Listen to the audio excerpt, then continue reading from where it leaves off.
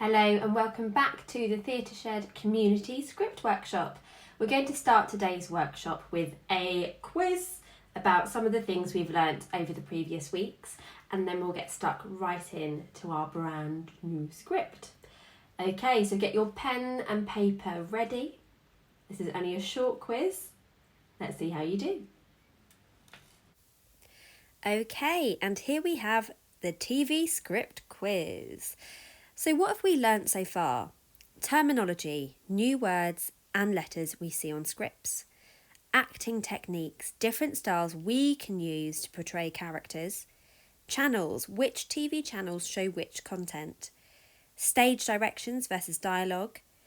And scene numbers versus page numbers. So this is just a short quiz. Without further ado, let's get started. So our first question is a true or false question. Scene numbers are shown twice at the top of each scene. True or false? What do you think? The answer is true. They are at the top twice on either side of our new scene intro. What is the name of the person who checks continuity throughout filming? Okay, so this is the person that sits next to the director in front of the monitor and is making loads and loads and loads of notes on their script whilst they monitor and watch and track everything that's happening, how an actor's moving, where they're placing props throughout the whole of the shooting process. So what might they be called? That's the answer, script supervisor. It is a tough job. But I'm sure it's very rewarding. How many camera shots can you name? Okay, so you might be thinking now about programs that you've seen.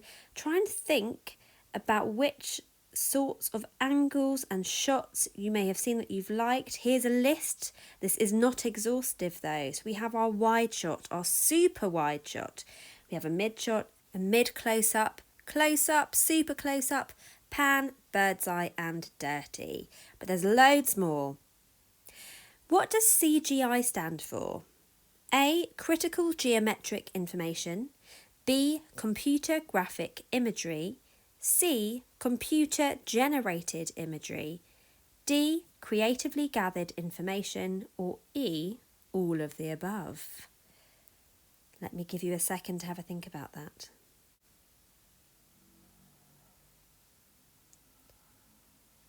The answer was C, computer-generated imagery, although I like all the other ones I came up with.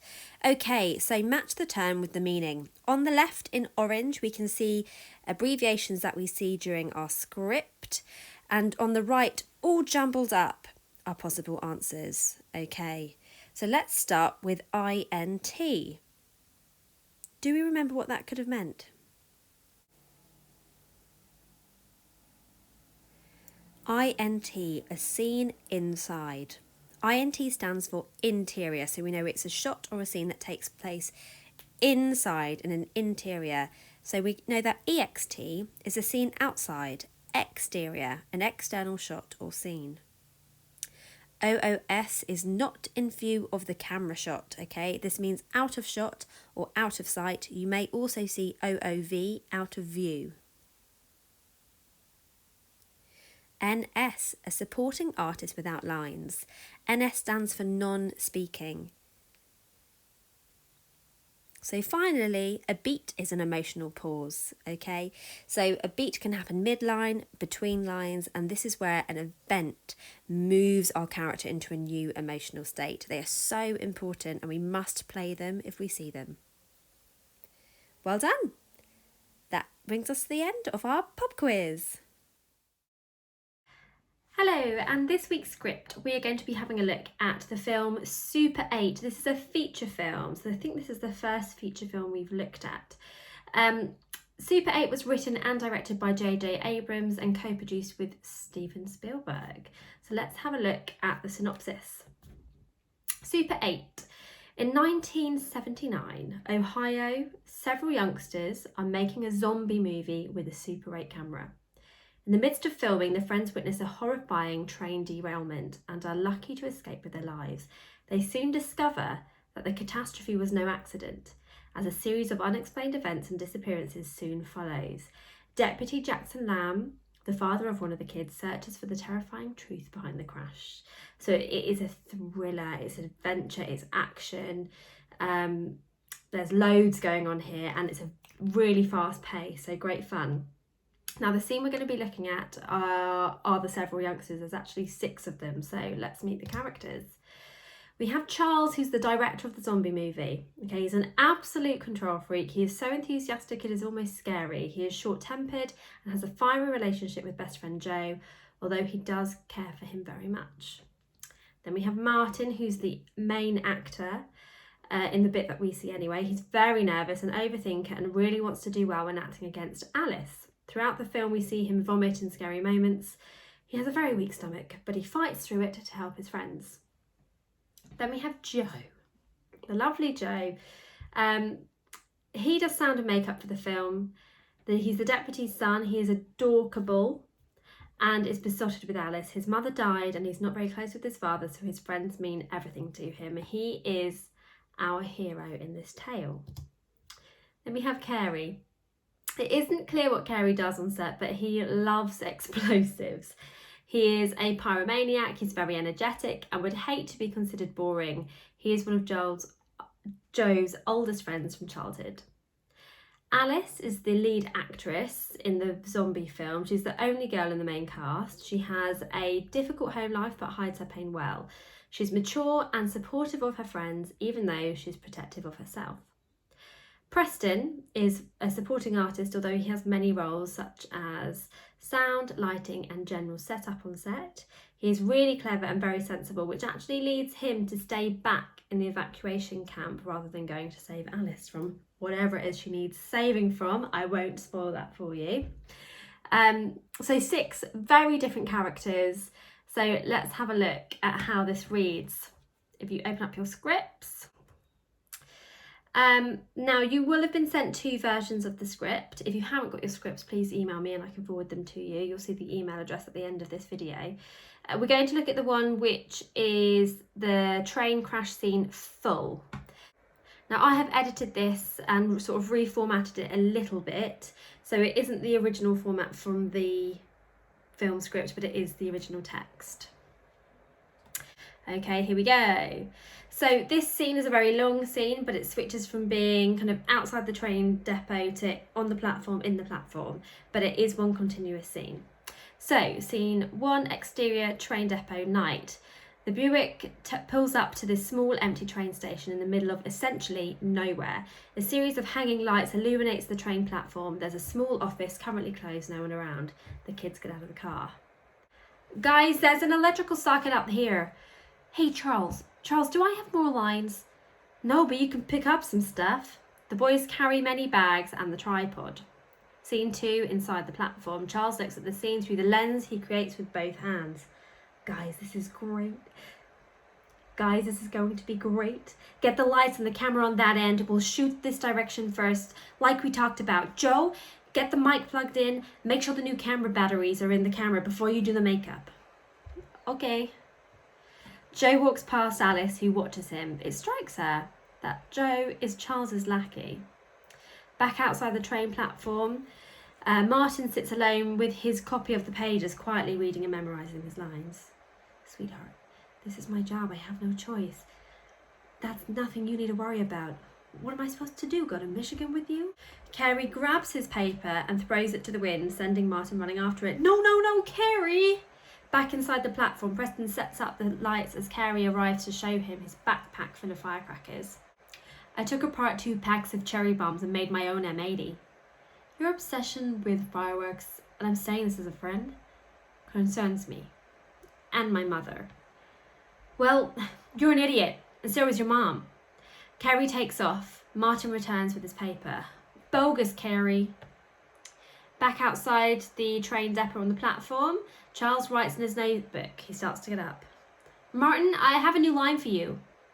He gets up to reveal Joe putting on Alice's makeup. He walks over to Martin, Carey and Preston. Charles and Martin ad-lib. What does ad-lib mean? It means to improvise some dialogue.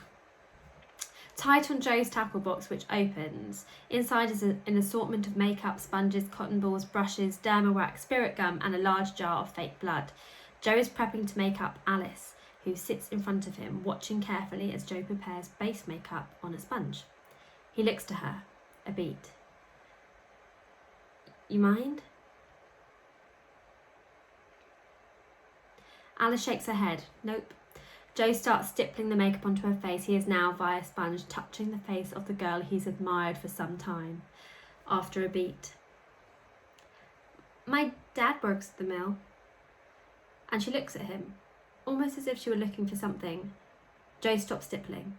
The tension is almost too much for him to bear. Close your eyes, please. He indicates the sponge. It's for the makeup. She does. Joe starts applying the makeup to her eyelids. There's something provocative for Joe being so close to Alice, with her eyes closed. Then pre-lap. This means we start hearing the dialogue of the next scene before we've transitioned there visually. So this is very emotional, okay, and we're back on the train platform. It's night time. Time has passed here. We're now ready to do our filming. So the lights plugged into the car cigarette lighter and camera and mug, I can't say that word, are set. Alice has been made up, wears a coat with purse. Martin in his tie faces her. They both look over their script pages as Charles adjusts the camera. Joe, observing, holds the boom mic, a condenser mic taped to a broom handle. Preston wears an overcoat. Alice, Mrs. Hathaway really doesn't want her husband to keep investigate. I know, I read it, we get it. Okay, I'm just directing. Martin, get on your mark. Martin, you're gonna have to reassure her. Do you know what reassure her means? Yeah, I think so. Okay, we're starting on Alice's side first. Preston, a couple of seconds after action, walk to the payphone. Make it look like this place is busy. I know what that looks like. Pop! Everyone jumps. Charles turns. Carrie, laughing, has just exploded a firecracker. Idiot! Could you stop blowing stuff up for 2 seconds and deal with the camera? Sorry, man. Let's rehearse this. Save your real performances for when we're filming, though. Martin and Alice put away their pages. Carrie gets behind the camera.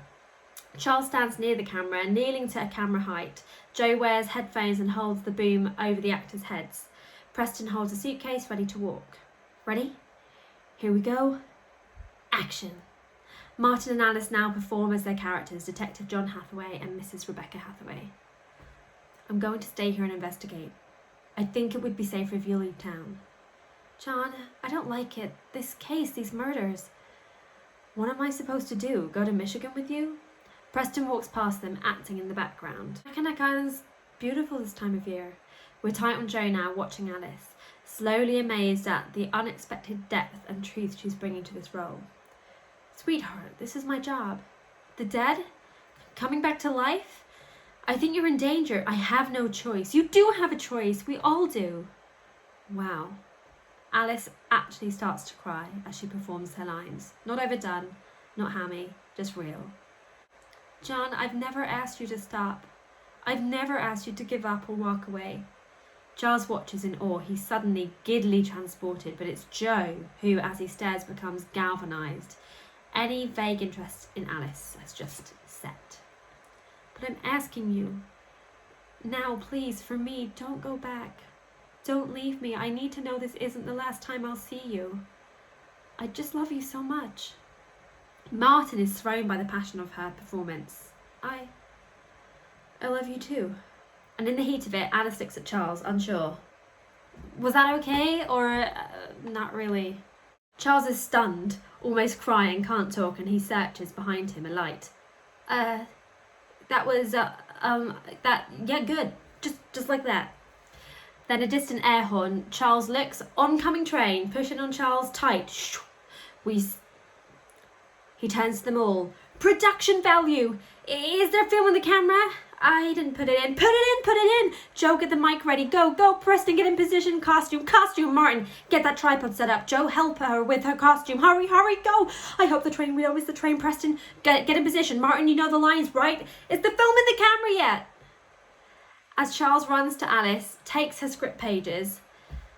I love how calm he is. Yeah, he's a very relaxed guy. Joe laughs a little as he goes. Carey rips open a yellow Super 8 box. Joe grabs the mic. Carey inserts the film. Click. Joe plugs in the mic. Charles grabs the camera. Everyone ready? Be extra loud when the train passes. Oh God, I really hope it stops. You ready? They're set to film towards Alice, the approaching train in her background. Charles puts on the headphones. And action! And they're shooting. I'm going to stay here and investigate. And they're shooting. Okay, we're going to leave it there. So then the scene that we've just read repeats itself, but this time louder with much more intensity because this massive freight train is coming past them. And towards the end of this scene, we get distracted. We see things through Joe's eyes. He's watching the train go and he can see these kind of headlights coming towards the train. All of a sudden, there's this huge train crash that disrupts everything and everyone has to run.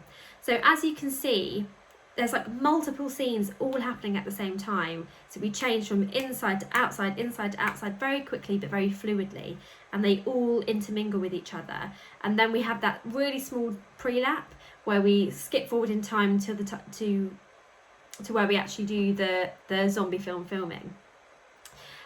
So let's just have a quick discussion about this script. So there's a few differences that you'll probably be noticing between the TV script and the film script. So these are three main differences. You've got the length. So TV scripts cater for 30 to 60 minute episodes. If it's a sitcom, even shorter, like 22 minutes, because they have one or two advert breaks in the middle. So you've also got, and then feature films are minimum 90 minutes. So an hour and a half really at the very least. Text. TV scripts tend to be more dialogue heavy, whereas as you can see in this script, this film script is much more descriptive of stage directions. So there are lots of moments where there'll be no dialogue, but they're so important to the story and creating a whole picture. For example, all that description of Joe's makeup box and seeing that happen and then panning up to see the makeup being applied. They're really important moments that don't require dialogue but will take up time. It's another reason why the films end up being long. That's why I've also done another version of this script with most of the stage directions out, so you can really get in the flow, especially if you want to do this with your friends or family at home. Now the other thing is the layout, how we do our story arcs with TV versus film. So TV scripts are written with about 5 acts per episode, which is crazy, isn't it? Especially if you think some of them are only 30 minutes long. And then whereas film scripts tend to have only 3. So let's just have a quick look at those acts. So we have for TV, Act 1, introduce your characters and present the problem. 2 is escalate the problem. 3, have the worst case scenario happen. 4, begin the ticking clock. You know, there's another element there, there's a time restraint. How long have they got to solve the problem? And then 5 is have the characters reach their moment of victory. Obviously, you don't have to have that resolution if it is maybe a shorter episode in a sitcom or an ongoing soap where the storyline can overlap and you end in maybe a cliffhanger to make you watch the next episode. But with film scripts, you tend to only have 3. So I like how this has been written. This is I got this off a fantastic website. So you chase your hero up a tree, okay? You've got there's something they're running away from or running to, and there's a problem. There's like a high stakes issue, and then you make it worse. There's all these rocks being thrown at them, more problems. How are they ever going to get out of it? And then that third act, so that last section, is when you decide whether actually you do bring them down or you don't, depending on what you want to happen to your lead protagonists. Anyway, this was a long one. I'm really sorry, but I hope you've enjoyed it.